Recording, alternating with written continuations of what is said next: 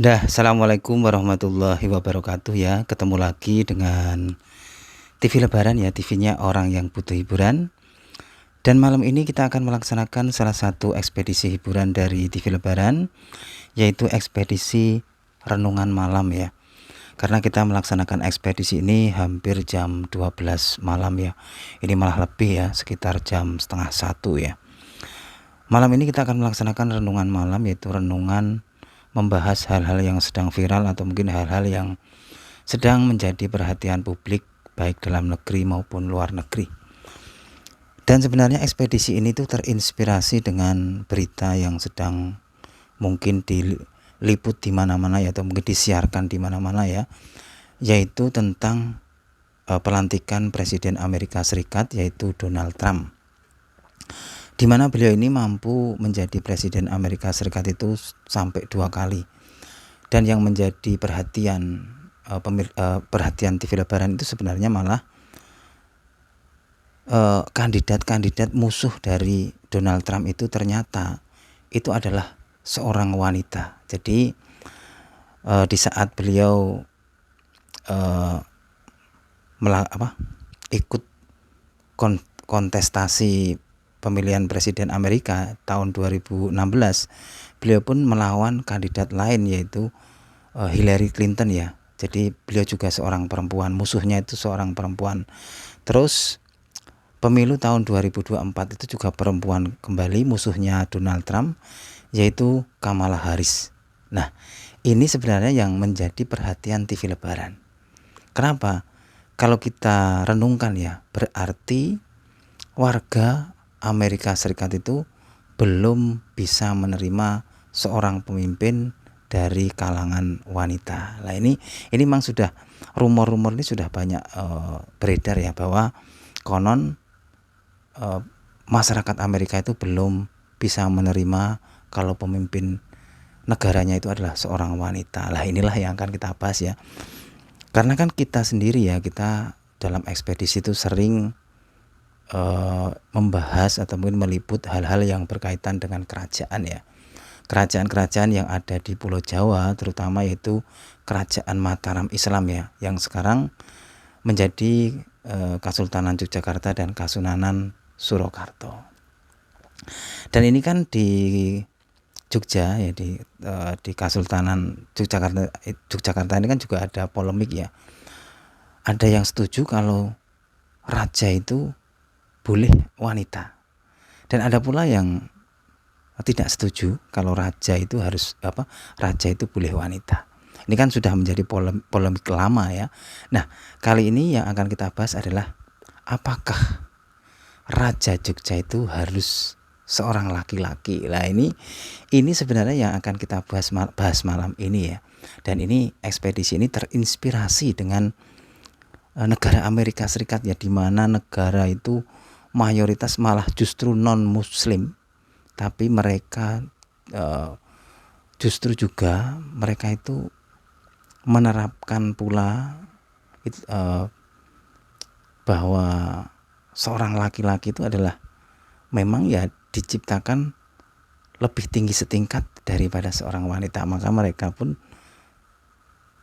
belum siap pula menerima pemimpin negaranya itu adalah seorang wanita. Nah ini kita akan bahas ya.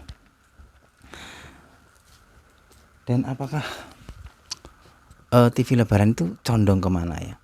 Nah ini teman-teman, sekali lagi saya tekankan juga bahwa ekspedisi kali ini kita tidak ibaratnya kok mendukung salah satu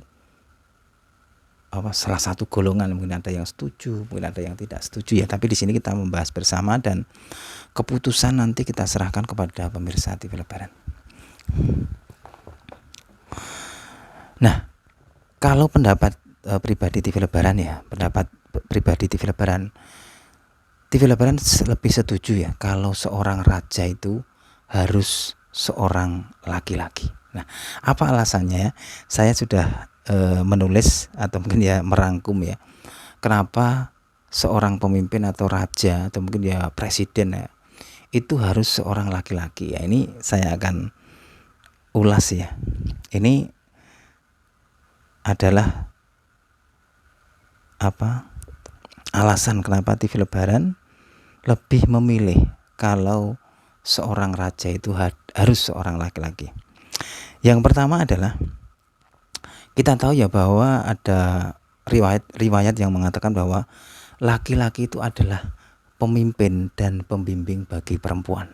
Nah, ini salah satu alasan kenapa TV Lebaran lebih setuju kalau seorang raja itu harus seorang laki-laki. Jadi laki-laki itu memang diciptakan untuk membimbing dan memimpin seorang perempuan atau kaum Hawa ya.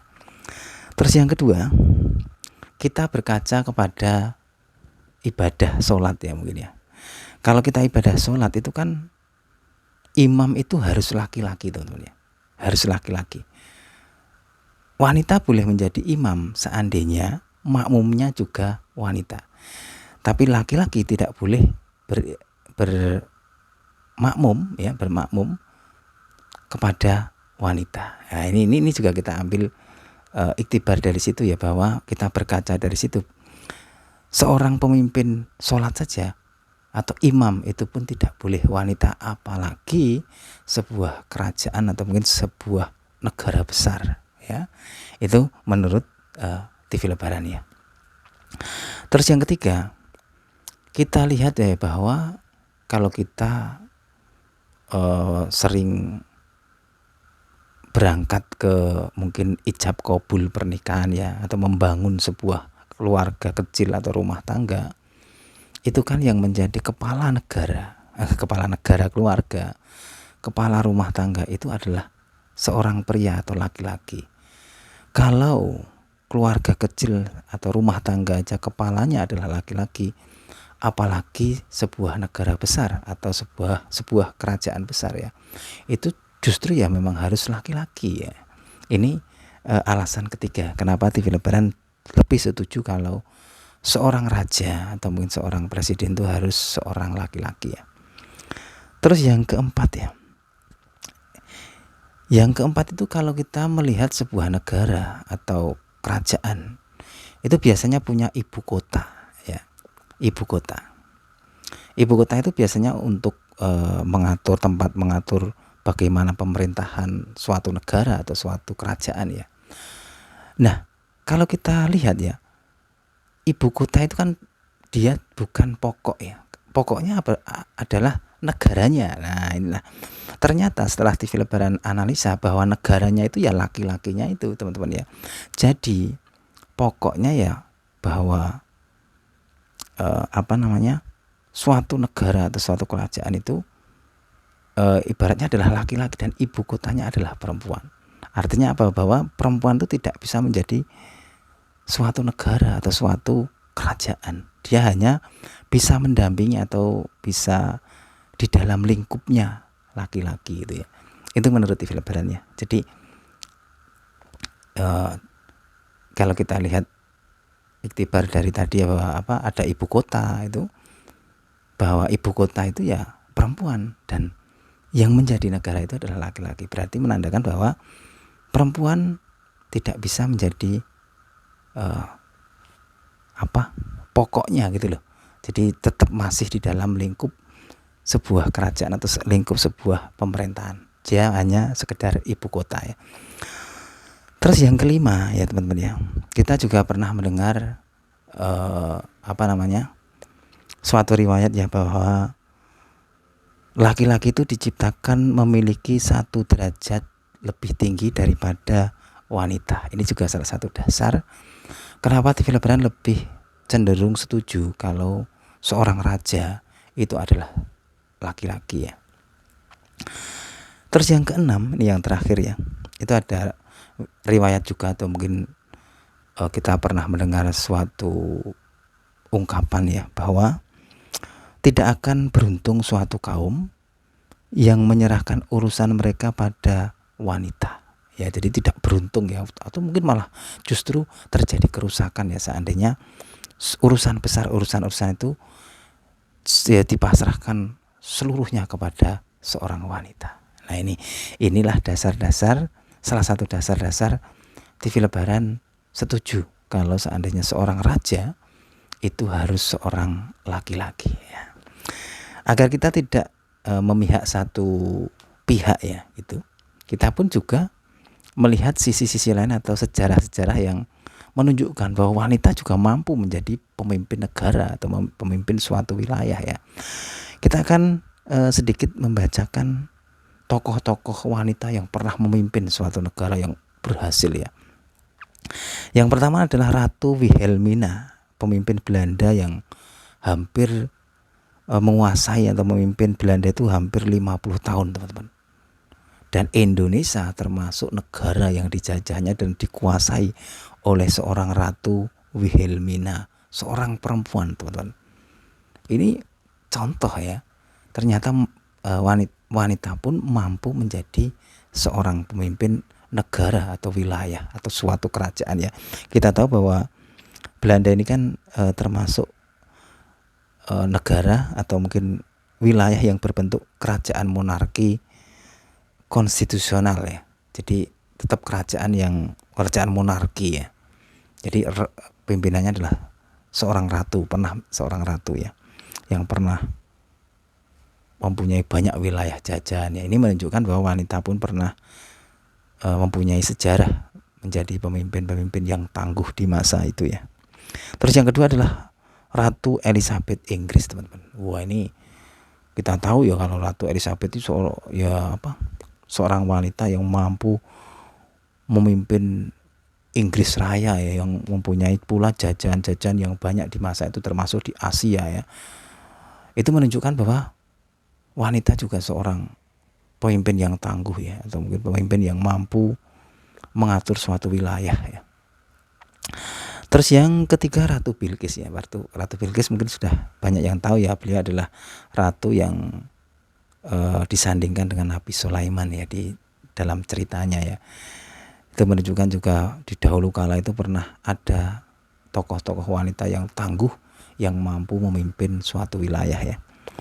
Terus yang keempat adalah Ratu Tribhuwana Tunggadewi ya di Majapahit, 5 Ratu Sima Kerajaan Kalingga, 6 Ratu Suhita Majapahit, dan 7 Ratu Pramodawardhani Mataram kuno ya teman-teman ya. Nah inilah teman-teman ya ulasan sedikit ya tentang apakah Raja Jogja atau raja itu harus seorang laki-laki. Ini jawabannya tadi kita sudah ulas ya. Kalau TV Labaran sendiri itu lebih setuju seorang raja itu harus laki-laki. Tapi kalau kita baca sejarah-sejarah di masa lalu, itu pun banyak pula seorang wanita yang mampu menjadi pemimpin suatu wilayah yang sukses ya. Jadi di sini kita tidak memihak kepada siapapun, semua keputusan, semua pendapat, semua mungkin hasil renungannya itu kita serahkan kepada pemirsa TV Labaran. Kita saling menghormati apapun keputusannya ataupun pendapatnya ya. Terus kalau kita juga membaca background di masa lalu ya, di keluarga kerajaan Keraton Jogja ya. Itu kan di saat masa Sultan Hamengkubuwono yang kelima, itu kan beliau juga tidak mempunyai putra atau anak laki-laki, dan pada akhirnya tongkat kepemimpinan dari Keraton Jogja dilimpahkan kepada adiknya. Nah itu juga suatu sejarah ya. Ya itu aja teman-teman ya, laporan dari TV Labaran kita merenungi, kita beriktibar tadi ya, mengambil iktibar dari pemilihan Presiden Amerika Serikat ya, yang Partai Demokrat ini tidak bisa mengambil pelajaran. Kenapa? Sudah pernah menyandingkan musuh-musuhnya itu dengan perempuan, itu selalu kalah, tapi diulangi lagi di 2024 dan akhirnya kalah pula. Itu menunjukkan bahwa negara Amerika pun belum siap untuk mempunyai pemimpin wanita. Gimana dengan kerajaan-kerajaan yang mungkin ada itu ya, apakah sama atau mungkin malah justru setuju atau mendukung seorang raja atau pemimpin itu dari kalangan wanita? kita serahkan kepada pemirsa TV Lebaran ya, semua pendapatnya kita saling menghormati dan menghargai. Ya itu aja teman-teman ya. Mohon maaf seandainya ada salah narasi, ini hanya hiburan semata.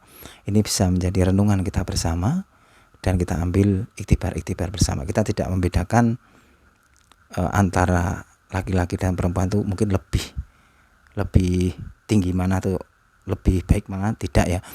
Semuanya sudah ada porsinya masing-masing, dan setiap orang yang melaksanakan porsinya itu menandakan bahwa justru disitulah tingginya derajat orang tersebut atau golongan tersebut. Jadi misalnya kita mengakui bahwa laki-laki itu memang diciptakan lebih tinggi derajatnya dari wanita, itu justru yang mengakui itu lebih mulia juga, dia juga mendapatkan kemuliaan atau ketinggian juga gitu ya.